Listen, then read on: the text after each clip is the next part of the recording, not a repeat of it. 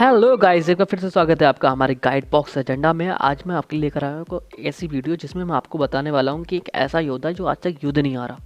जी हाँ, इतिहास के हिसाब से तो मुझे यही इन्फॉर्मेशन मिली है कि आज तक युद्ध नहीं आ रहा। तो जानते हैं कौन से वो योद्धा हैं। हर हर महादेव के युद्ध दोष के साथ एक देश में अटक से लेकर कटक तक केसरिया ध्वज लहर का हिंदू स्वराज लाने का जो सपना छत्रपति शिवाजी महाराज ने देखा था, उसको काफ़ी हद तक मराठा साम्राज्य के चौथे पेशवा या प्रधानमंत्री वीर बाजीराव प्रथम ने पूरा किया था। जिस वीर महायोद्धा बाजीराव पेशवा प्रथम के नाम से अंग्रेजी शासक थरथर कांपते थे।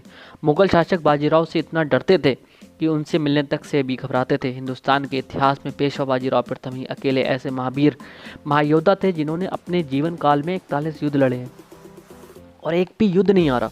साथ ही वीर महाराणा प्रताप और वीर छत्रपति शिवाजी के बाद बाजीराव पेशवा प्रथम का ही नाम आता है, जिन्होंने मुगलों से बहुत लंबे समय तक लगातार लोहा लिया था।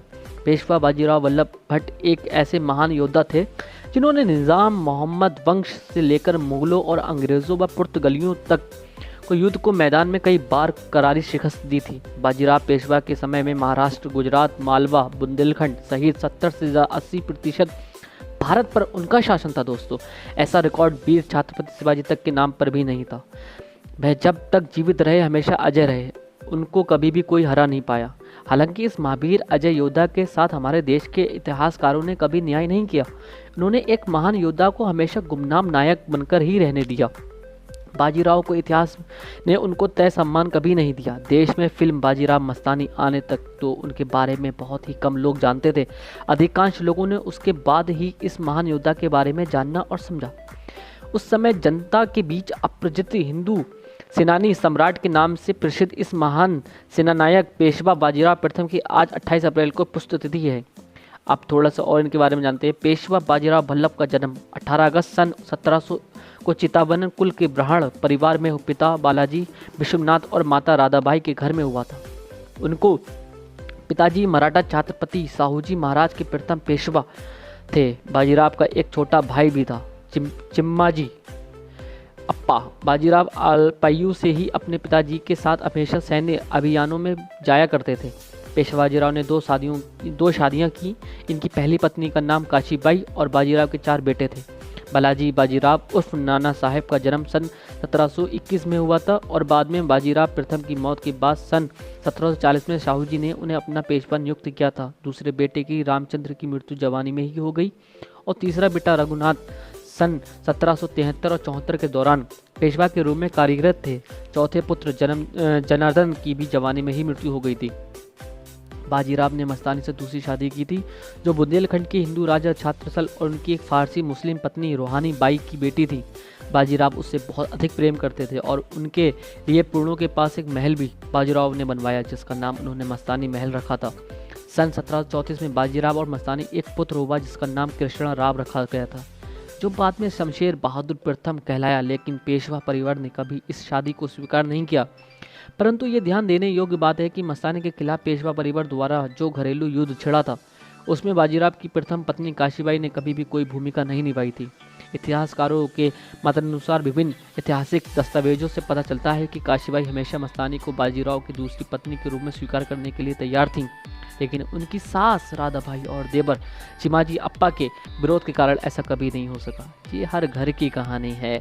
उस समय पूर्णों के ब्राह्मण ने बाजीराव के मस्तानी के साथ संबंधों के कारण पेशवा परिवार का बहिष्कार तक कर दिया था। चिमाजी अप्पा और बालाजी बाजीराव उर्फ नाना साहब ने सन 1740 में बाजीराव और मस्तानी को अलग करने हेतु बल प्रयोग की शुरुआत की थी। ये तो हर घर की कहानी है भैया, ये तो हर कहीं चलता ही है ऐसा। अब आगे बढ़ते हैं।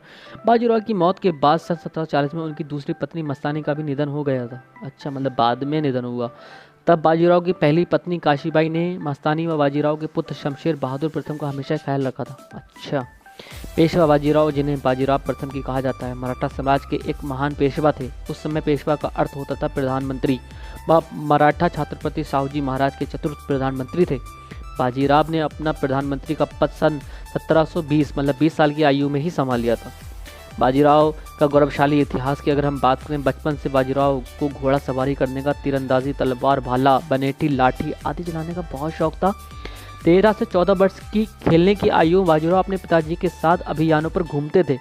वह उनके साथ घूमते हुए राज दरबारी चलो युद्ध नीति व रीति रिवाजों को आत्मसात करते रहते थे। यह क्रम 1920 की आयु तक चलता रहा। अचानक एक दिन बाजीराव के पिता का निधन हो गया। तब वह 20 वर्ष के थे। छत्रपति साहू जी महाराज के पेशवा बन गए। इतिहास के अनुसार बाजीराव घोड़ासवारी करते हुए लड़ने में सबसे माहिर थे और ये माना जाता है कि उनसे अच्छा घोड़ासवार सैनिक भारत में आज तक कभी नहीं देखा गया। उनके पास 4 घोड़े थे जिनका नाम नीला, गंगा, सरंगा और औलख था।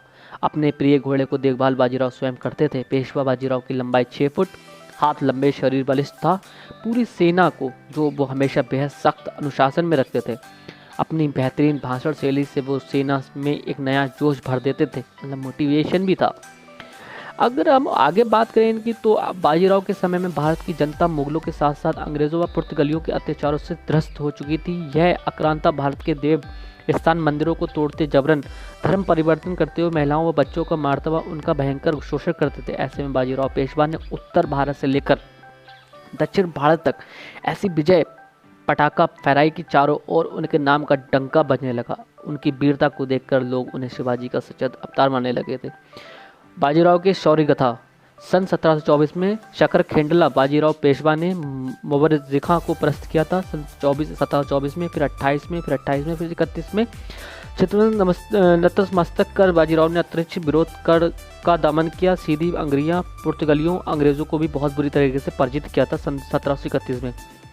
अब इनका थोड़ा सा आगे चलते हैं तो सन 1737 बाजीराव की सैन्य शक्ति का चरम। उसी वर्ष भोपाल बाजीराव पेशवा ने फिर से निज़ाम को पराजय दी। 39 में उन्होंने नरसिंह पर विजय प्राप्त की थी। जी हाँ दोस्तों, आप कहते हैं अमेरिकी इतिहासकार वनोट मोटोग्राफी के अनुसार बाजीराव पेशवा भारत के इतिहास का सबसे महानतम सेनापति था और पलखेड़ युद्ध में जिस तरीके से उन्होंने निज़ाम को विशाल सेनाओं के पराजित किया था वह उस वक्त सिर्फ बाजीराव प्रथम ही कर सकते थे। उसके अलावा भारत का भारतीय उपमहाद्वीप में यह सब करने की क्षमता किसी और से नहीं थी। जी हाँ दोस्तों, ये अब तक का मैंने थोड़ा सा एक ओवरव्यू दिया है। अगर आप चाहते हैं कि इस पर मैं और थोड़ा डिटेल में वीडियो बनाऊं तो मेरे चैनल को लाइक कर दीजिएगा, सब्सक्राइब कर दीजिएगा, बेल आइकन को दबा दीजिएगा ताकि मैं ऐसे ही अजीबोगरीब वीडियो और हिस्ट्री की वीडियो बनाऊं और आप तक